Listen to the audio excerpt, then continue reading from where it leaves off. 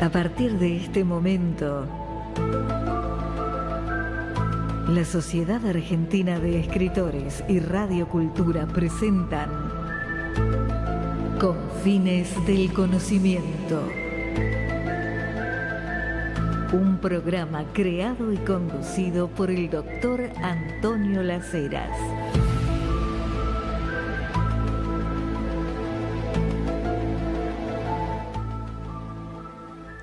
Les pido mucha atención para el programa de esta noche. Obviamente, siendo un programa de la Sociedad Argentina de Escritores, vamos a hablar de un libro y tenemos aquí al autor. No es cualquier libro. El libro se llama El corazón es consciente y tiene un subtítulo que dice Puedes cambiar tu destino cardiológico. Después le vamos a preguntar al doctor Martín Lombardero, que es el autor del libro, si esto lo podíamos reducir a Puedes cambiar tu destino también. Pero acá el subtítulo es cardiológico. Conocí al doctor Lombardero y a su libro en uno de los actos que más me resultaron interesantes de la reciente 48ª Feria Internacional del Libro de Buenos Aires. Se presentaba este libro, uno de los expositores era el doctor Alberto Cormillot, que ustedes, los oyentes del programa, lo conocen, ha estado acá hace un mes. Concurrí, fui, escuché, y en el momento realmente me preguntaba, digo, esto no me lo estoy imaginando, esto es una fantasía realizada lo que estoy escuchando, porque viene de un médico cardiólogo que me está hablando de lo psicológico, me está hablando de lo espiritual, el corazón es consciente. Cormillot hizo hincapié en eso. Bueno, le vamos a dar la bienvenida esta noche al doctor Martín Lombardero, que es... Esta presentación que va a ser es mínima comparada con todo lo que ha hecho y todo el currículum que tiene, pero para ir conociéndonos. El doctor Martín Lombardero es médico, cardiólogo, especialista en imagen cardíaca, tiene una extensa carrera docente, ha sido director de 31 cursos, ha participado en congresos de la especialidad, pero de todo tipo. Lo importante es que esta noche te tenemos acá, Martín, bienvenido. Hola Antonio, ¿cómo estás? Gracias por la invitación. Alguien que nos está escuchando ahora y dice, el corazón es consciente, el libro del doctor Martín Lombardero, pero ¿qué voy a encontrar ahí? ¿Qué mejor que preguntar al autor? ¿Qué va a encontrar el que lea este libro? Que es un libro, ya les digo, accesible a cualquiera, no hay que ser médico ni universitario, cualquiera lo entiende y llega profundo. Hecho esto, lo dejo al autor. Gracias, Antonio. Bueno, una de las cosas que va a encontrar es la pregunta que yo me hice cuando empecé a escribirlo, que es, no existen respuestas para todas las cosas que pasan en la cardiología clásica y tradicional. Uh-huh. Hay ciertas cosas que de la cardiología clásica no podemos explicar. Uh-huh. Eso que no podemos explicar, que en partes por el ego del médico, el médico tiene un ego muy grande y el cardiólogo más todavía, que es, no hablamos de lo que no sabemos. Uh-huh. Hablamos mucho de lo que sabemos, pero de lo que no sabemos no hablamos. Correcto. Y hay cosas que no sabemos realmente y que se pueden explicar con algunas hipótesis, por supuesto, uh-huh, que pueden estar en el libro que vos tenés en la mano. Sí. Y que la mejor forma de graficarlas es a través de historias de pacientes míos que he tenido en los últimos 30 años de mi vida, que fueron 2 años de la carrera cardiológica, en el cual realmente, y a través de la observación, uh-huh, asocié las emociones instaladas, no la emoción primaria, sino la emoción, el estado emocional, sí, a un evento cardiovascular. Una cosa que le he escuchado a muchos cuando algún familiar, algún pariente tiene un problema cardíaco o de otro tipo, pero especialmente cardíaco, y se está buscando el diagnóstico preciso y por qué, y he escuchado a más de uno la frase repetida de al que le toca, le toca. No. A ver, la opinión del... el fundamento del médico. Sí, porque imagínate lo que yo pienso y siento cada vez que escucha que le toca. No es el juego de azar, ¿no es cierto, doctor? No, Antonio, somos partícipes de nuestro propio destino. Ajá. Pueden nacer con una predisposición genética, pueden nacer con un gen que se puede manifestar en un momento dado de tu vida, pero tenés la epigenética. Ajá. La epigenética significa que es la manifestación diferente del gen a partir de los cambios de hábitos que vos puedas tener. Es decir, no sé si se puede ver esto, pero sí, supongo que sí. Esto es un gen. ¿Se ve acá? Acá Esto la es un cámara. gen, un Acá gen. tenés la cámara. Pero lo que se escribe acá, Sí. yo lo puedo cambiar con la epigenética. O sea, la manifestación de este gen yo puedo cambiar. Es más, hoy se sabe que eso puede pasar a la descendencia, que antes se pensaba que no. Ajá. Entonces, El vos cambio que vos hiciste puede pasar a tus descendientes. O sea, que cambiaste la historia. Claro. Porque vos sabés bien que abuelo muerte súbita, padre muerte súbita, el hijo tiene la espada de Damocles. Claro, sí, sería casi un condenado. Entonces, al que le toca, sería. Cambia tus hábitos y quizás tu hijo no tenga ese gen o esa predisposición. Entonces, vos podés cambiar. La epigenética, que es algo que está muy en boga hoy por hoy, tiene que ver con... A ver, definí para el que no conoce Claro. qué es epigenética. Es los cambios de la manifestación del gen a partir de grupos metilo. Los grupos metilo son grupos que no vamos a hablar ahora de carbono y demás, con una fórmula especial, que se enganchan en el gen y pueden cambiar para bien o para mal. Claro. O sea, puede que cambie tu manera de manifestarse de una forma maligna para vos o una forma benigna para vos. Y tiene mucho que ver con los hábitos. En los hábitos están los hábitos conocidos por los cardiólogos, que sabemos muy bien, que son los de comer sano, hacer ejercicio, no ser hipertenso, estar en peso, todo lo que conocemos y se repiten, y todos los cardiólogos lo repetimos. Pero hay uno más que hay que decir, que es estar en equilibrio y en armonía interna. Bueno, a mí me pareció magnífico cuando leí y cuando se habló en la mesa redonda en la Feria del Libro de el equilibrio, de la armonía, porque todas esas son cuestiones psicológicas que tienen que ver con lo emocional, que tienen que ver, bueno, vos habrás advertido en tu trabajo profesional, el que está enojado, prácticamente enojado con la vida, no conoce de qué, pero eso le tiene que producir trastornos cardiovasculares, gastrointestinales, etcétera. Y dice, no sé por qué, pero me enfermo. Pero ese estado alterado de vida afecta. Afecta totalmente, claro que sí, claro que sí. Fíjate vos, hoy se sabe que la meditación baja la presión arterial.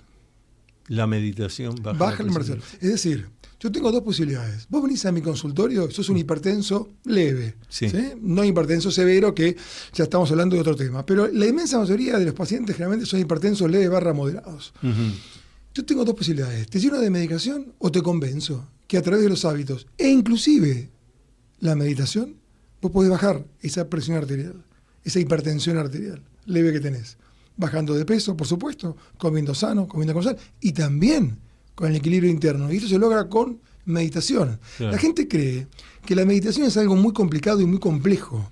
Exacto. Yo soy muy inquieto, Antonio. Sí. Muy inquieto, cerebralmente hablando. Sí. Entonces, a mí ponerme una pared blanca cuando yo medito y pensar que no voy a tener ningún pensamiento que se me cruce, es como pensar que no sé, que no va a salir el sol mañana. Es imposible. Claro. Se me van a cruzar, pero bueno, el entrenamiento. La práctica. La práctica. La voluntad de hacerlo. El pensar en mi respiración, en las técnicas que yo mismo me auto... uno va construyendo. Que las autoconstruyo, exacto. Hacen que yo baje mis revoluciones y vaya al punto del parasimpático. Si querés explicamos el punto del parasimpático. Sí, claro, claro. Vos tenés dos mecanismos que los conocés muy bien, pero los explicamos al público. Para el público, sí.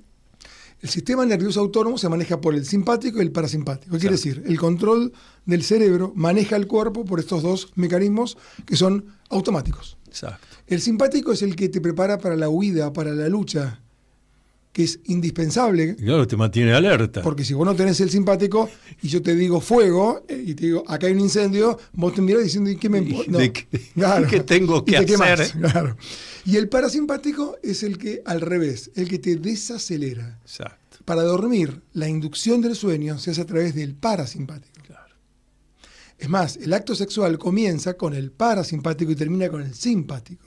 Es muy interesante cómo los dos juegan, hay un balance entre el simpático y el parasimpático. Al final del día, ese es un balance, tiene que ganar el parasimpático porque estuviste más relajado. Claro. Si gana el simpático, estás en problemas. Si miramos los animalitos que tenemos en nuestras casas y los domésticos, el gato, el perro y compañía, cualquier animal que veas por ahí, cualquiera, te vas a dar cuenta que primero, no tienen traumas del pasado, no tienen miedo al futuro, no tienen autoagresión en el presente. El tema de la autoagresión está a la orden del día. Y viven con el sistema parasimpático mucho mayor que con el simpático. Sí. Tu gato, yo tengo un gato en casa, ¿no? Vos mirás al gato y está en modo simpático 3% del día. Cuando ve un perro y sube rápidamente a la punta del árbol y baja cuando se va el peligro. Pero el resto está en parasimpático. No tiene estrés. No tiene el miedo a lo que pase mañana ni el trauma de lo que pasó ayer. Y tampoco se autoagrede. No hay ningún animal que se autoagreda, como nosotros. El tema de la meditación, que lo hemos hablado acá en otras ediciones de este programa, y yo comentaba esto, exalumnos míos, algún discípulo, que me los encuentro por ahí, usted sabe que seguimos practicando, nos reunimos los domingos 10:30 de la mañana con los amigos y hacemos una práctica de meditación. Y yo les suelo decir, ¿y por qué no come una vez por semana? Porque digo, de acuerdo a lo que explicabas recién, la meditación tiene que volverse algo cotidiano, un rato pero cotidiano, no una excepción que un día me reúno con los amigos. Eso es como sí, y el como sí en general fracasa. Hay que tomarlo como un hecho cotidiano, ¿estás de acuerdo? Como un hábito, exactamente. Un hábito, ahí está. Bueno, estoy leyendo un libro, se llama Hábitos Atómicos, que habla justamente de esto, ¿no? De decir, todo pasa por cambiar el 1% de tu vida en un día. 1%. Y el 1% al final del año es un montón. Claro. No, parece que es un montón. Si yo me propongo cambiar toda mi vida en un día, voy a fracasar. Sí. Entonces, este libro de James, me acuerdo del apellido, no importa, habla de algo que hablamos siempre antes de leerlo, que es disfrutemos el camino y no el objetivo y no la meta, porque en realidad el bienestar pasa por disfrutar el camino. Claro. Él dice algo parecido. Dice, cambiemos los sistemas y cambiemos un hábito muy pequeño y no nos pongamos metas de bajar 8 kilos en 2 meses. No. Pongámonos que en el día de hoy voy a estar un poco más sano, voy a comer un poquito menos. Claro. Es 1%. Y mañana un poquitito menos. Sí, ya es otro 1%. Es el 1%. Entonces me pareció muy lógico esto, porque a veces uno se pone metas muy complicadas. Por ejemplo, voy a meditar todo. Hoy voy a estar un poco más tranquilo y voy a meditar. Y mañana voy a ir otro 1%. Ahí está. Y así voy llegando. Y voy a pasar, porque las metas son transitorias. Vos llegaste, yo escribo este libro, que era supuestamente mi meta. Pero disfruté mucho el camino, muchísimo. Claro. Pero sé que llego a la meta y la meta pasa como la estación de tren, que vos vas mirando y se va yendo en la estación, y ya está atrás. Y ya tienes que pensar en otra cosa, pero disfrutar el camino. Claro. Bueno, disfrutar el camino y cambiar el hábito 1% es una de las claves para estar en bienestar. Vamos a hacer una pausa, seguimos hablando con el doctor Martín Lombardero, autor de El corazón es consciente. Qué responsabilidad para el corazón. Pausa. Atrévete a vivir en plenitud. El nuevo libro del doctor Antonio Las Heras, a la venta por Mercado Libre y también en librerías Cúspide.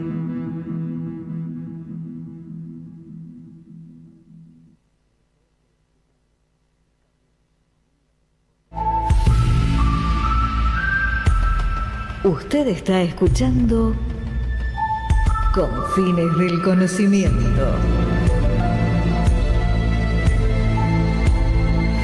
Conducido por el doctor Antonio Las Heras.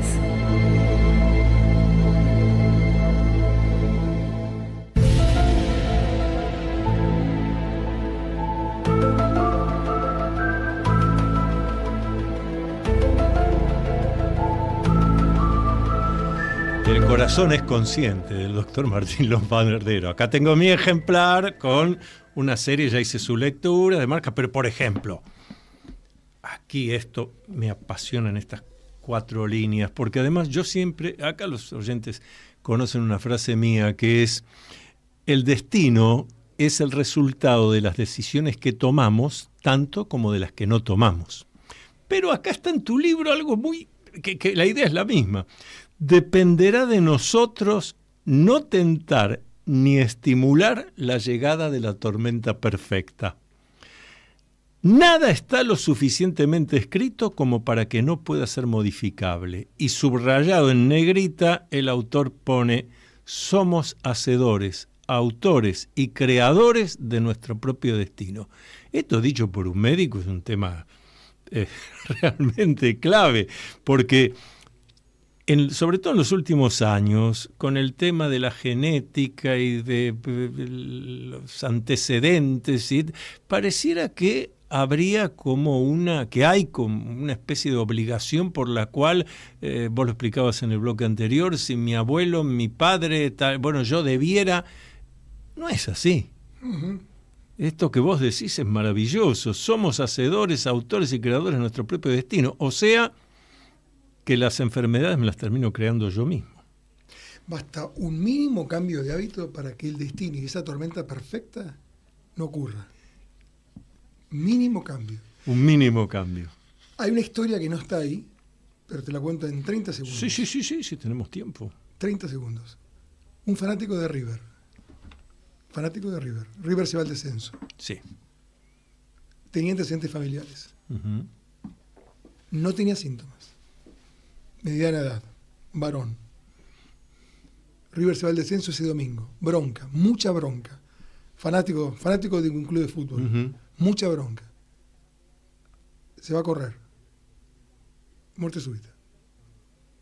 Y seguramente corría siempre, no es que salió a correr esa vez. Estaba en peso, corría siempre, claro. Era normotenso y estaba medicado por si acaso porque tenía antecedentes familiares del padre coronario. Uh-huh. Pero él nunca había tenido nada. Es decir, si no hubiera tenido la bronca de River, si River no se iba al descenso, por ahí no le pasaba eso. Si me hubiera fumado un cigarrillo, tampoco, porque un cigarrillo predispone 7 horas a una ruptura de placa. Uh-huh. Si hubiera entendido que esa bronca que tenía, ese estrés psíquico, y lo asociaba a un estrés físico, porque ese día hizo mucho calor, fue el año 2011, uh-huh. mucho calor, no hubiera ocurrido la tormenta perfecta. De tomar conciencia en ese momento, no es el momento de... Si uno tiene una bronca, y esto también no está en los libros de texto, no está en ningún lado, si uno tiene una bronca muy fuerte por algo, porque tuviste una discusión con tu jefe, o con tu empleado, o con tu mujer, o con quien quiera, uh-huh. o con, por ejemplo, con algo que a vos te fanatiza o que te pone muy mal, ese momento no es un momento de hacer un estrés físico, porque tenés un estrés psíquico muy grande y muy agudo. Es cuestión de ahí relajarse y el otro día salir a correr. Mirá que soy un fanático del ejercicio, pero en ese momento... las variables intervinientes, ahí hay una variable clave hay una inflamación, ahora estoy con una bronca. Hay una inflamación, y si tenés un factor predisponente, una arteria que quizás... Porque la realidad, Antonio, y esto es un dato muy interesante, y yo lo dije, creo que lo dije el día de la inauguración del libro, de la presentación del libro, perdón, la mitad de la gente, sobre todo varones de 50 años, tienen enfermedad coronaria. Claro, lo dijiste, 50%, pero conviene repetir. Sí. 50% de la gente mayor de 50 años, de edad media, tiene enfermedad coronaria. Leve, /moderada, asintomática, quiere decir que no tiene síntomas, uh-huh. y lo más probable es que la mayoría fallezca y no tenga ningún evento, pero tiene un poco de enfermedad. Claro. Ahora, ¿por qué explota de golpe? Porque no es lo mismo el paciente de 88 años, que está en el capítulo 1, uh-huh. Enrique. Sí. Enrique tenía una sabiduría en los ojos. Enrique viene de la obra de construcción, él ponía pisos y tenía una sabiduría en la vida, en la piel la tenía, porque era muy tranquilo, muy sereno y vivía de su jornal semanal y vivía de eso y no tenía otra complicación que no sea eso, pero tenía 3 millones de placas de ateroma, infarto, bypass, stent, y se murió a los 88 años en un geriátrico. Ajá. No, en un geriátrico no, se murió por un trastorno de pulmón. Es otro, tengo 10 pacientes para contarte iguales. Sin embargo, hay otro paciente de 50 años que con una placa de ateroma, una bronca fuerte, claro. un momento justo, tiene una muerte súbita que es una condición quizás en mediana edad, uh-huh. transitoria, única, y que se da en un momento ideal que pasan las cosas. Quiere decir que aquella frase que hemos repetido tantas veces de que el cuerpo es el campo de batalla de la mente es absolutamente cierta. Exactamente. Los síntomas que uno tiene muchas veces son creados por un problema que se genera fundamentalmente en la mente. Uno cree la mente cree lo que nosotros creemos. Claro. Está en tu libro, eso vos Esa lo frase decís, la había puesto 5 veces. Sí. Entonces, si vos creés el capítulo de Ramiro, que va con miedo de la cirugía, por ejemplo. Ajá. El miedo te genera en el cuerpo una disarmonía enorme si el miedo claro. es muy profundo. Claro. Y te redistribuye la energía y bajás la inmunidad. Cuando vos te vas a pelear con un... A ver, vamos a pensar. La respuesta a un depredador Uh-huh. hace 200.000 años, 500.000 años, era el miedo. Claro. ¿Sí? Simpático, bien. Estamos hablando del Homo estamos hablando sapiens de hace medio... Pre-sapiens. Antes. Medio millón de años atrás. Medio millón. La respuesta ante un depredador es la misma que tenés ahora, exactamente igual. El miedo es el mismo. Claro. Miedo. Ese miedo, si lo haces crónico y lo transformás y vas a una cirugía con mucho miedo, Uh-huh. estás redistribuyendo la energía porque tu cuerpo no puede discernir si este miedo es por un tigre o es por una cirugía cardíaca. No, Claro. el cuerpo responde igual. ¿Sí? El tema es la magnitud de la respuesta. Pero ese miedo a vos te genera que todos tus sistemas se ponen a trabajar en la energía del miedo Uh-huh. y a trabajar en eso, y le quita, por ejemplo, inmunidad, le quita fuerza a la policía. Le quita inmunidad cuando estás rumbo al acto quirúrgico. Exactamente. Es el Entonces, momento que más necesitaría que todo exactamente. eso esté en el cuerpo. Yo tengo una funcionando pregunta. bien. Yo te digo ahora, Antonio, se está incendiando la radio. En ese momento vos te agarra miedo y vas a transpirar, tu corazón va a Claro. latir, toda la sangre va a ir hacia los músculos para que vos corras. Exacto. Va a frenar el aparato digestivo Claro. y tu cerebro se va a canalizar solamente en huir. Rajemos de acá. Y yo te Exacto. pregunto, Antonio, ¿cuánto es 4x2? Me decís, no sé. Es decir, Ni me vas a escuchar. Sigo, ni te 5 por 4, oigo, claro. no sé. Claro, Porque correcto. todo tu cerebro va a estar, todo tu cuerpo, todos tus sistemas van a estar por el miedo. Porque vos tenés que huir de ese lugar. Sí. O te tenés que pelear con un tigre. Sí. Bueno, acá te estás peleando con la cirugía. Entonces, si vos, y eso es un dato, del punto de vista psicológico, es Sí, fantástico. sí. Preparar a los pacientes que van a cirugía cardíaca como preparás a una mujer que va a un parto, que tiene un curso de parto. Claro. Prepararlo psicológicamente. La mayoría de las cirugías cardíacas son programadas. Uh-huh. Muy poquito porcentaje son emergencias, Claro. que no te queda otra.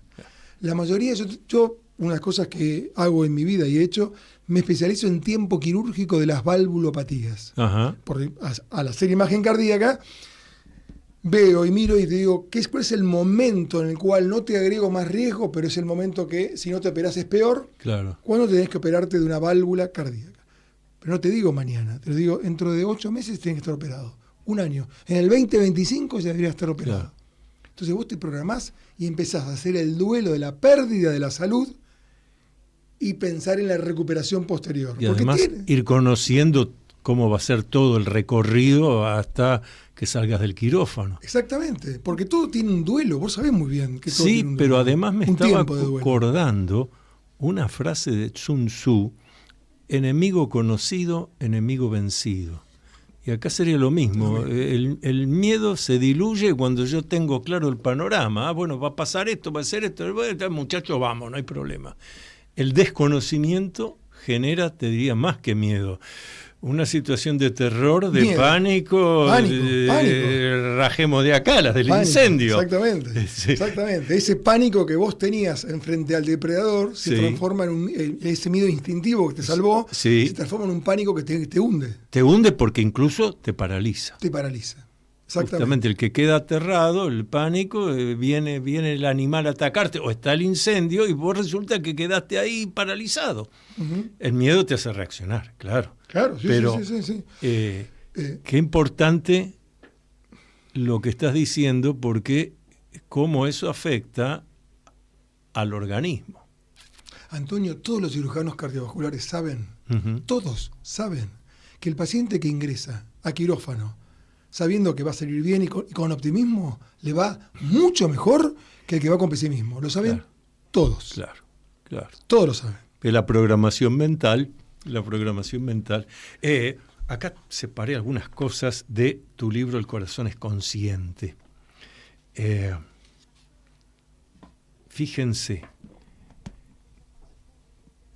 nos hablas de la psicología, de los libros, los videos de mindfulness, pero usás un término que en este siglo XXI tan materialista consumista rara vez se encuentra, y esto me pareció magnífico.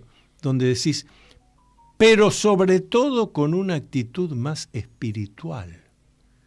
Hablar de espiritual hoy en día es maravilloso, porque el sistema nos ha ido obliterando, sacando, disolviendo la idea de lo espiritual. Terminamos con la idea de que somos nada más que reacciones físico-químicas, que es lo que vos a lo largo de todo el libro demostrás que no, me parece maravilloso, ¿no? A Occidente le falta un poco de Oriente, bastante Oriente. Sí. Le falta espiritualidad a Oriente. Vivimos en una sociedad de consumo, donde el consumo es sinónimo de placer y falsa felicidad, ¿no? Entonces, falsa felicidad. Y terminás viendo con una visión muy corta, una visión muy corta. El hombre tiene tanto egocentrismo que pensó, diseñó, habló religiones pensando que era el centro del universo. Sí, claro. Es de un nivel de egocentrismo. Es más, creó un Dios a imagen y semejanza. Sí, por supuesto. Y eso, no hablo de religiones sino de espiritualidad, que es otra cosa. También. Es centrarse, mirar, levantar los ojos. Y vos sabés, Antonio, que si no levanta los ojos, creerás que es el punto más alto.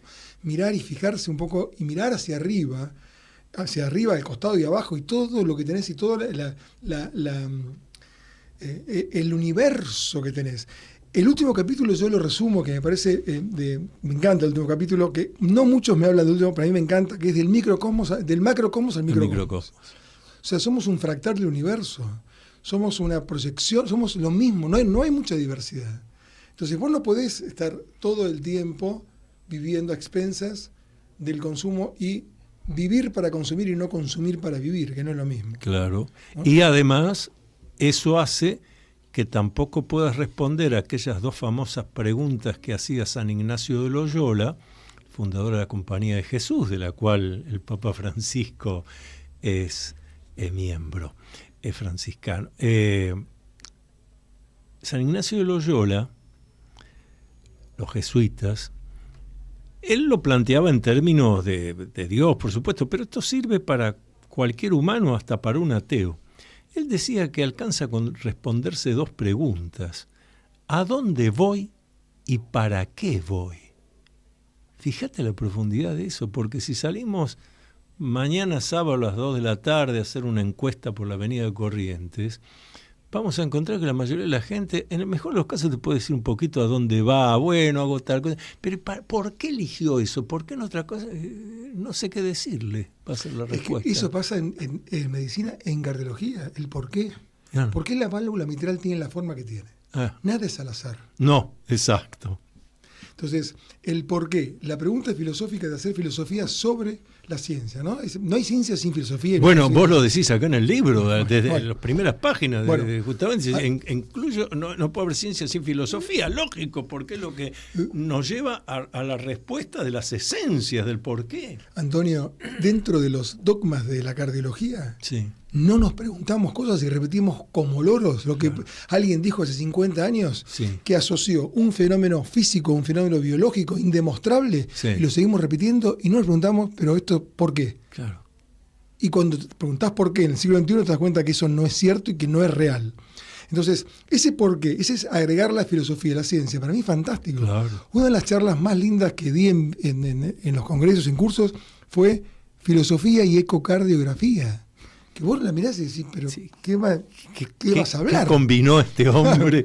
Bueno, y sí, tiene que ver con todo esto, es por qué, el por qué de las cosas. Y te preguntarte por qué. A los alumnos, a los fellows y a los concurrentes y a la inmensa masividad de gente que pasa por nuestro servicio y que ha aprendido mi especialidad, siempre digo lo mismo, no vengo a enseñarte lo que está en el libro, sino que vengo a ser un disparador de ideas para que vos empieces a ver las cosas diferentes. Y te preguntes por qué. Y el porqué de las cosas. Vas a descubrir un montón de cosas y no repetir el libro de memoria. Exacto. Que lo tenés que saber, porque tenés que leer, tenés que pasar por ahí. Pero después tenés que evolucionar. Sí, y aprender a tomar las propias decisiones.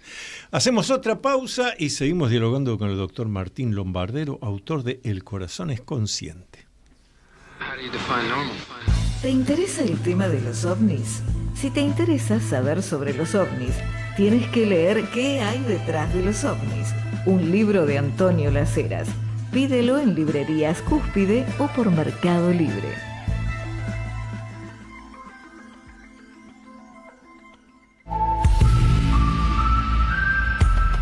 Usted está escuchando Confines del Conocimiento. Conducido por el doctor Antonio Las Heras.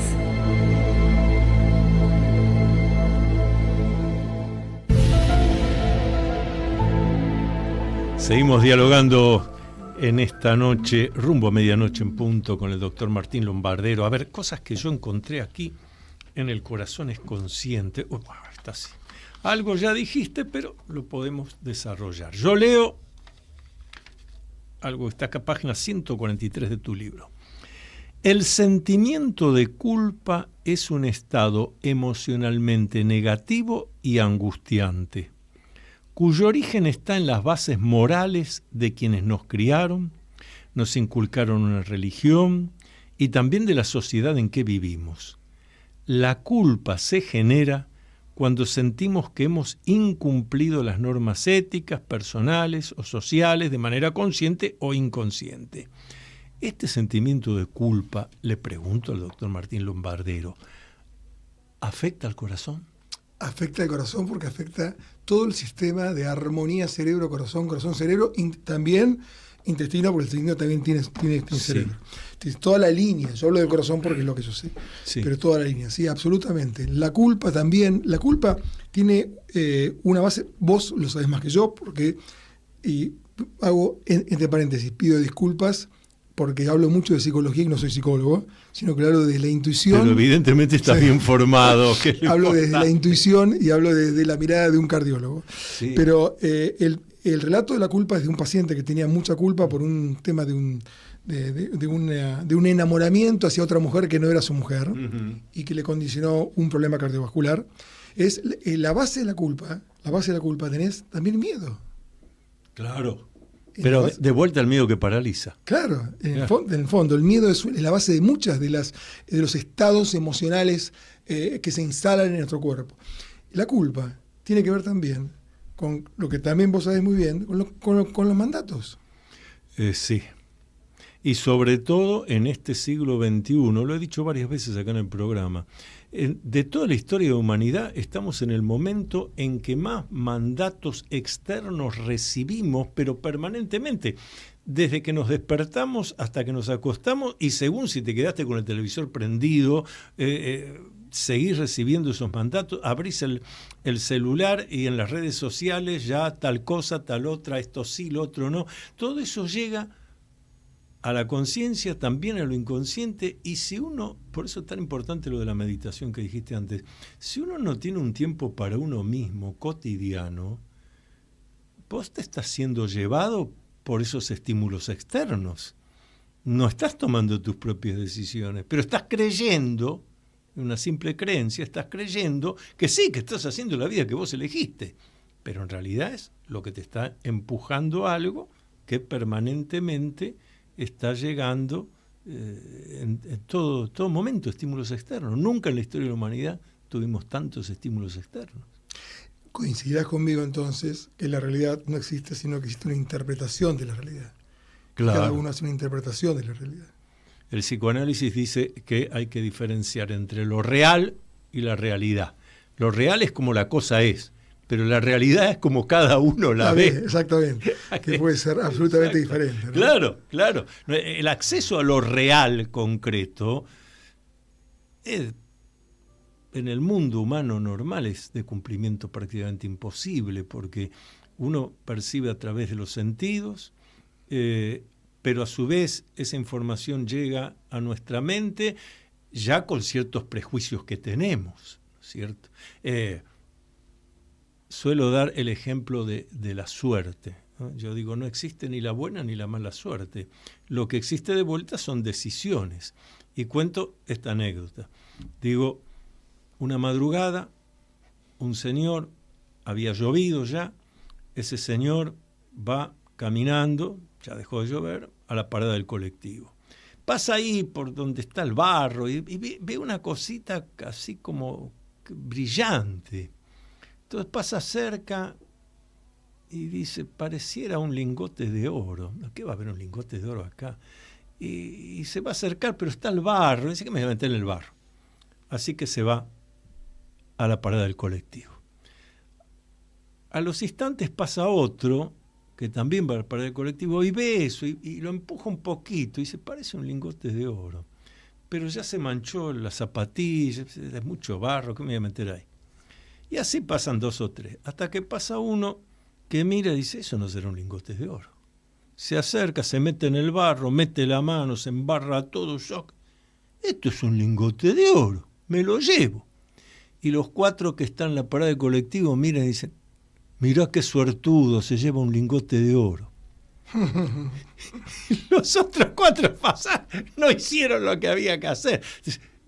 No hay suerte o mala suerte, hay que decisiones tomas, coincidir con esto. Sí, por supuesto. Y es más, siempre le digo a los chicos, a mis hijos, no hablemos de suerte. Claro. No hablemos de suerte, porque mucho tiene que ver, inclusive, con lo que vos estás generando en tu mente para que las cosas pasen. Por eso digo, lo importante es tener tiempo.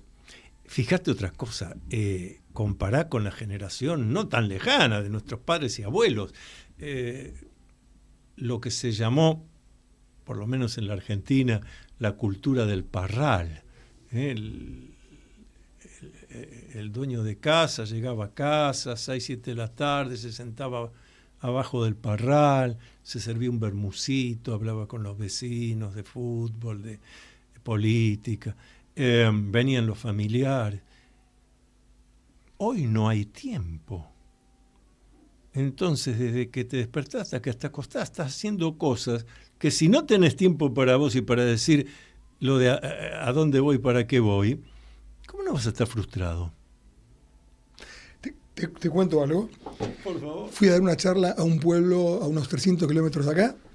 Era el momento de las zonas blue y cómo vivir 100 años. La charla se llamaba ¿Cómo vivir 100 años? ¿Cómo vivir 100 años? Sí. ¿Cómo vivir 100 años? Entonces, había, por supuesto, para gente común, no para médicos. Sí. Y estaban los 5 cardiólogos del pueblo. 5. Ajá, sí. En el medio les pregunto a los 5 cardiólogos de ahí, ¿conocen algún paciente de acá que haya tenido muerte súbita? Muerte súbita a mediana edad, no hablo de 88 años porque es otra cosa. Muerte súbita en un momento que no cumpliste tu ciclo biológico. Una cosa es cumplir las etapas de la vida y otra que te frenes en el medio por un problema coronario, un infarto. Uh-huh. ¿Tuvieron el caso de muerte súbita de 50 años? Se miraban entre ellos. Yeah. No. Ahora, Josecito, no, a veces tenía 89. No.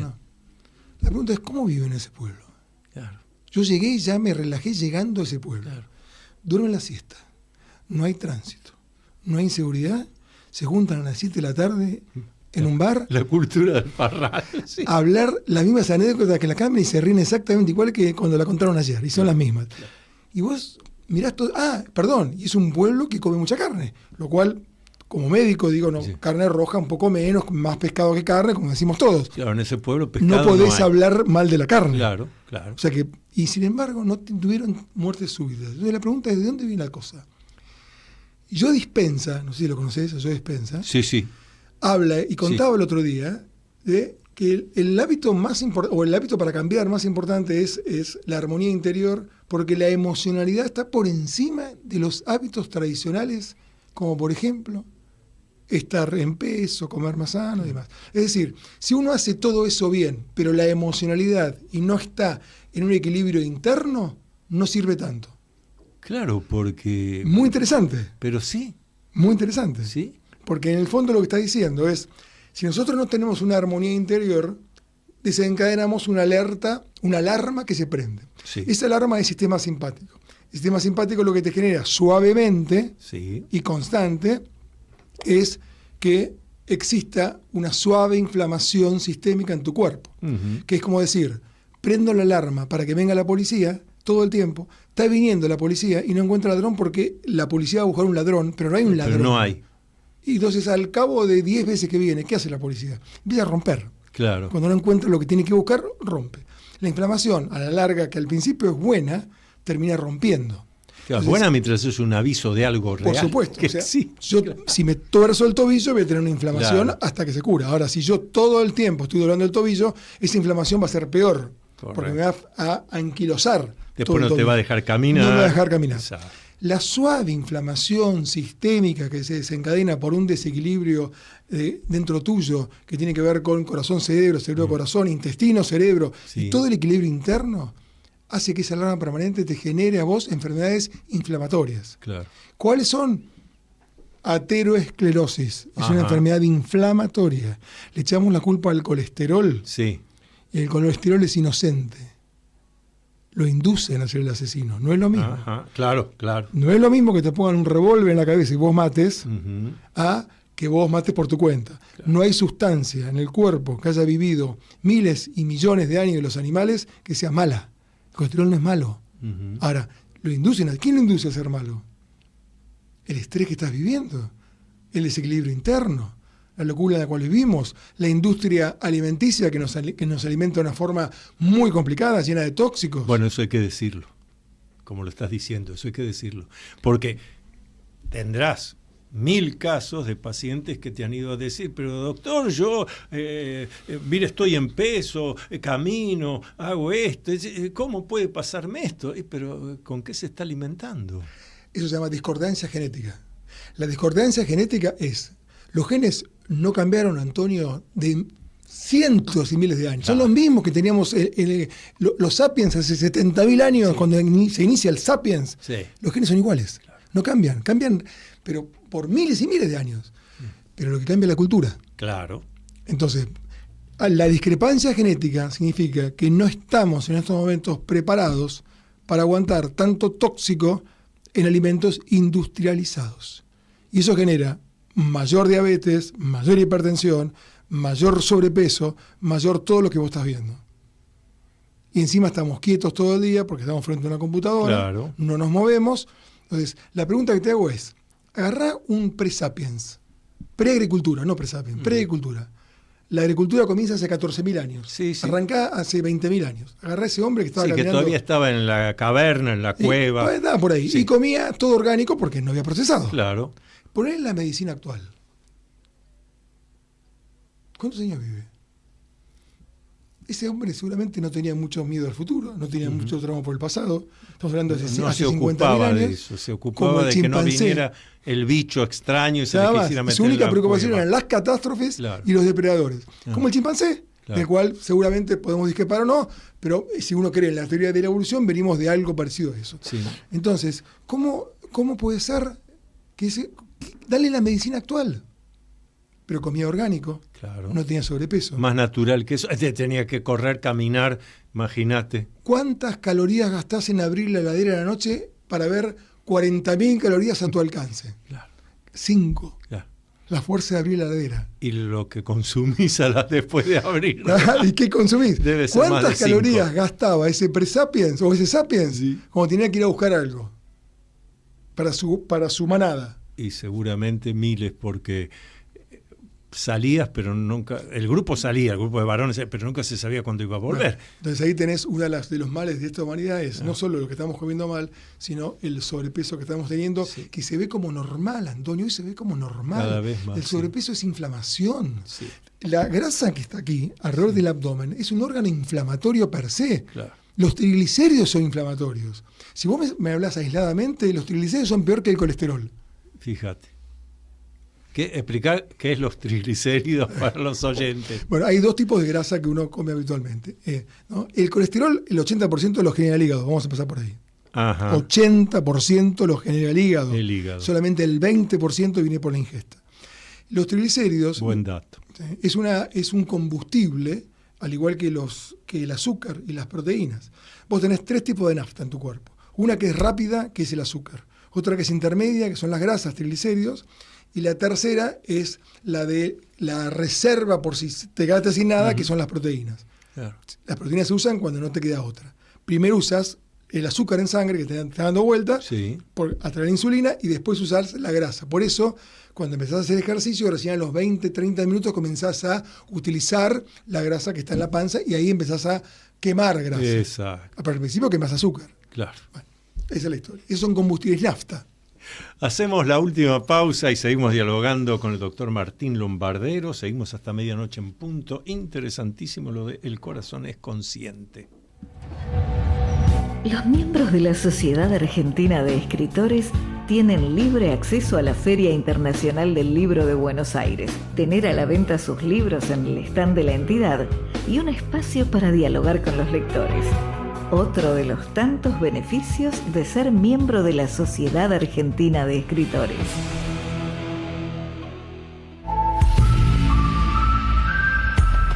Usted está escuchando Confines del Conocimiento. Conducido por el doctor Antonio Las Heras.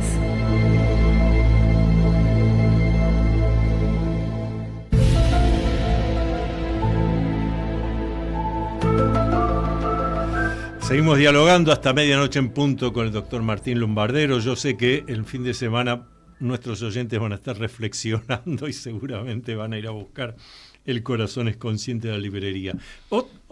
De tantas cosas que subrayé.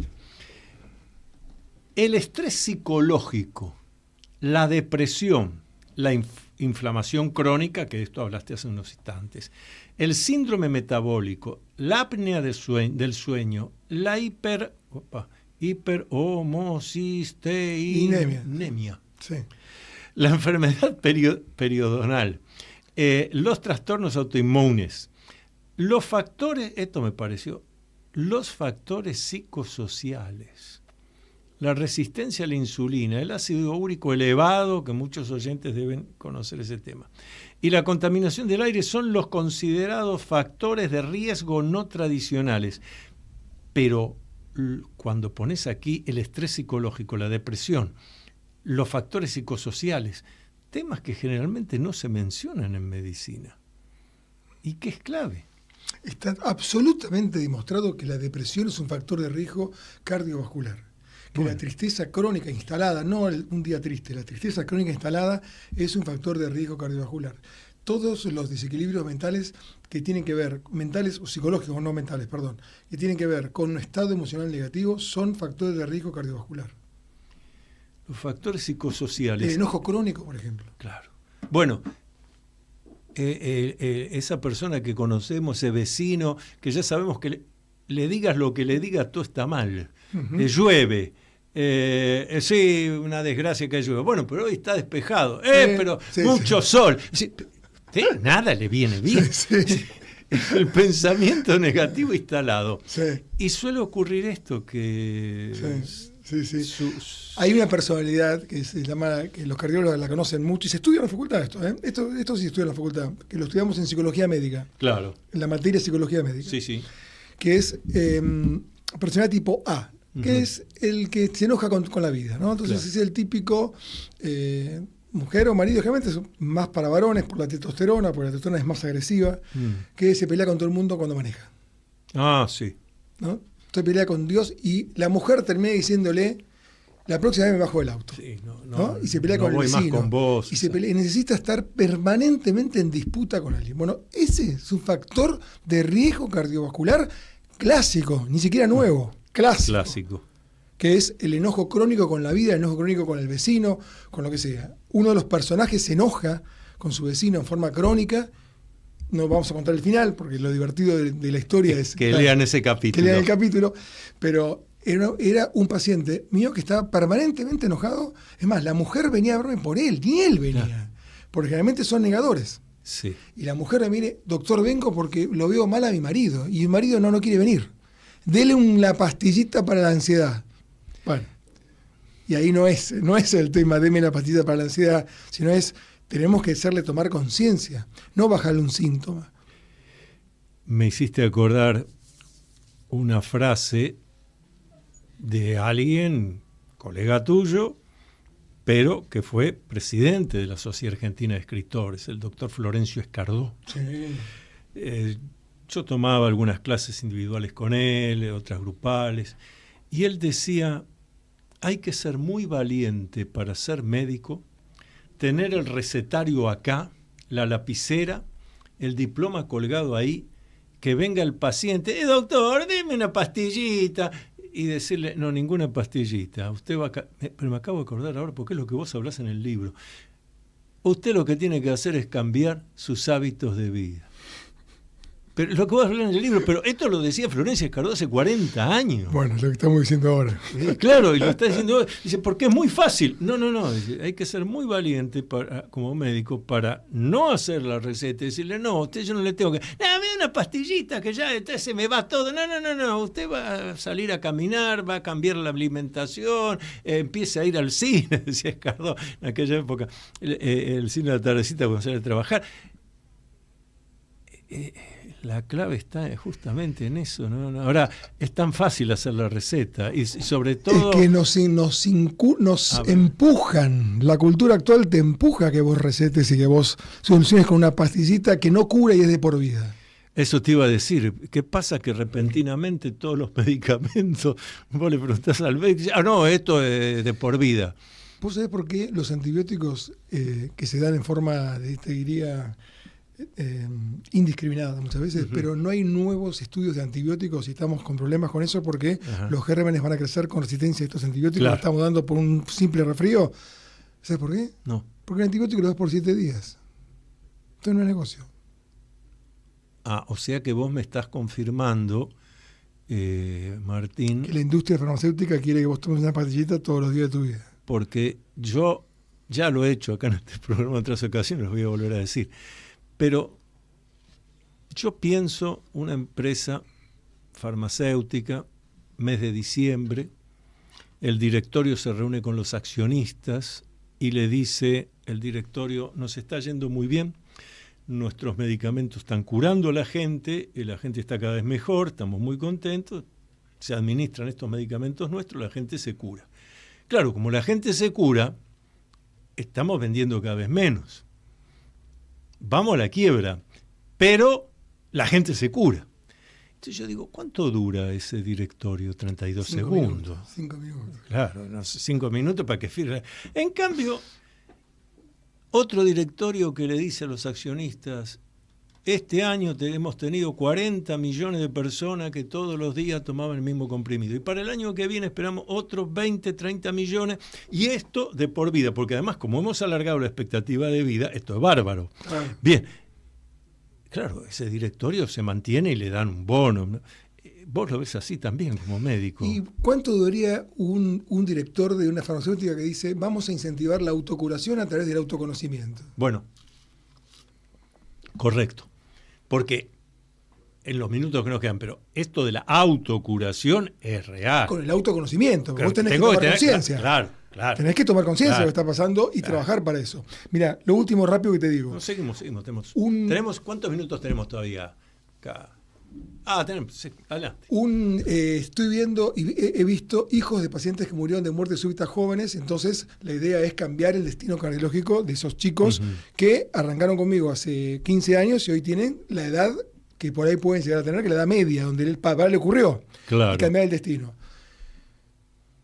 ¿Qué hacemos con esos chicos? Bueno, obviamente hablamos de hábitos, todo lo que ya sabemos muy bien, pero también los estoy enviando a que hablen con psicólogos y médicos que hagan psiconeuroemoción o que hagan biodescodificación o que hagan constelación, lo que quieras. Hablas en el libro de constelaciones familiares. Cualquier cosa que a vos te desitúe y te saque mentalmente de un lugar que a vos te hace mal.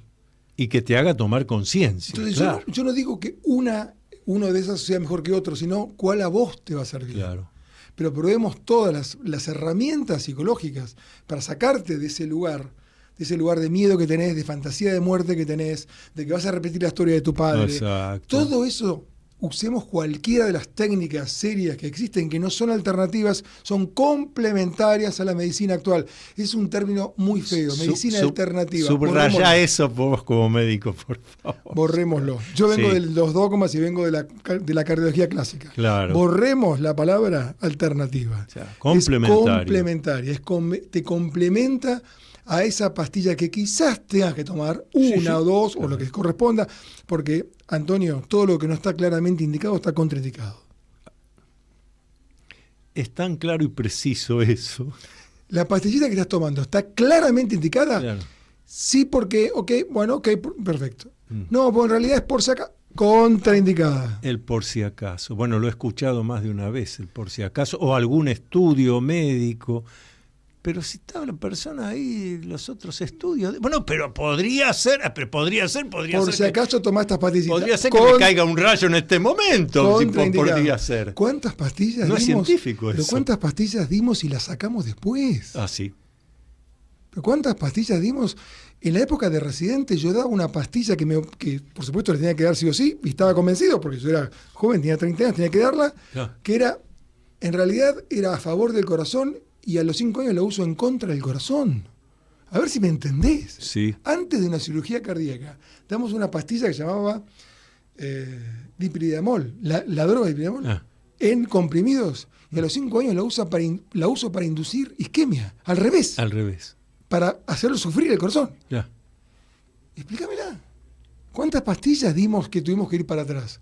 Hoy hasta cuestionamos el omega 3. Ah, bueno, eso es interesantísimo. Estamos cuestionando el omega. Es lo último, hace días pasó esto. ¿Por qué? Días. Sí, salió un trabajo científico, observacional. Se puede cuestionar de varios países de Europa que fue financiado por. También hay que ver quién lo financia. Sí, siempre quién es el financista de la operación. Exactamente, que lo financió la Fundación Bill Gates, donde dice que el omega 3 en este trabajo observacional aparentemente aumenta la mortalidad en pacientes sanos. Ah, bueno. Entonces. Hay que seguir investigando. Y hay que cambiar los hábitos. Y cambiar los hábitos. Mientras tanto, les vuelvo a invitar el libro del doctor Martín Lombardero, El corazón es consciente. Consíganlo, lean tranquilo, accesible para el entendimiento de cualquiera y muy, muy, muy útil. Te voy a hacer un regalo. Gracias. Mi libro, Atrévete a vivir en plenitud, tiene algo que ver con lo que estamos hablando. Muchos puntos en común. Una cosita antes que termine del tema del omega 3 porque no quede confusión. Ese trabajo es un trabajo observacional, hay que revisarlo. No es que estamos diciendo que no se puede. Y que los pacientes que eran coronarios sí les hacía bien. Entonces vamos en ese trabajo. Vamos a hacer una investigación. Honestos. Nos reunimos el viernes que viene, 23 horas, aquí por Radio Cultura. Luminoso abrazo para todos, luminoso abrazo a cada uno. Para conocer realmente qué es, cómo funciona y cuál es la verdadera historia de la masonería, tienes que leer Masonería en la Argentina. Enigma, secreto y política. Reciente libro del doctor Antonio Las Heras. Masonería en la Argentina, Enigma, secreto y política. Puedes adquirirlo en librerías Cúspide o pidiéndolo en Mercado Libre. Hasta aquí. La Sociedad Argentina de Escritores y Radio Cultura presentaron Confines del Conocimiento. Un programa creado y conducido por el doctor Antonio Las Heras.